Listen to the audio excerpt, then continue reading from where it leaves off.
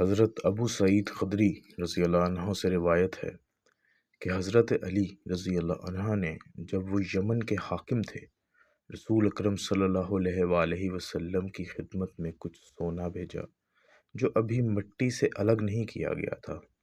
آپ نے وہ سارا سونا تقسیم فرما دیا۔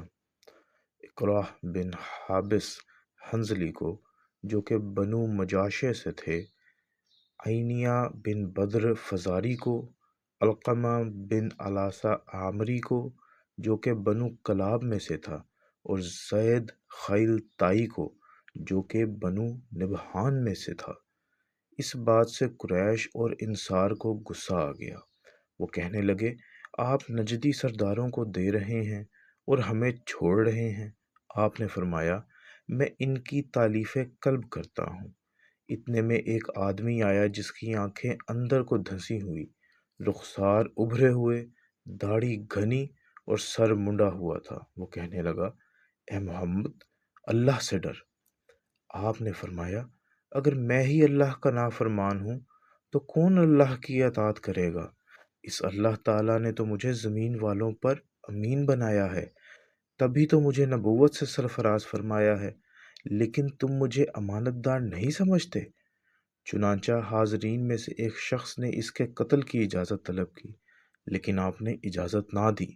جب وہ آدمی چلا گیا تو آپ نے فرمایا، اس کی نسل سے کچھ ایسے لوگ نمودار ہوں گے جو قرآن پڑھیں گے، مگر وہ ان کے حلق سے نیچے نہیں جائے گا۔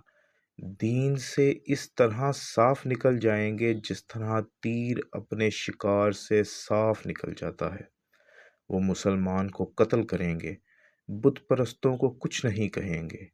اللہ کی قسم، اگر میں نے انہیں پایا تو انہیں قوم عاد کی طرح قتل کر دوں گا۔ اور جگہ حضرت علی رضی اللہ عنہ بیان کرتے ہیں کہ میں نے رسول اکرم صلی اللہ علیہ وآلہ وسلم سے سنا، آپ فرما رہے تھے، آخر زمانے میں کچھ نو عمر کم عقل لوگ ظاہر ہوں گے۔ وہ مخلوق میں سے بہترین شخص یعنی حضرت محمد مصطفیٰ صلی اللہ علیہ وآلہ وسلم کی باتیں کریں گے۔ ان کا ایمان ان کے حلق سے تجاوز نہیں کرے گا۔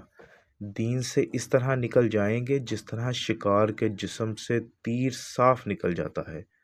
جب تمہاری ان سے ملاقات ہو تو انہیں بے دریغ قتل کرو، کیونکہ ان کا قتل کرنے والے کے لیے قیامت کے اجر و ثواب کا ذریعہ ہوگا۔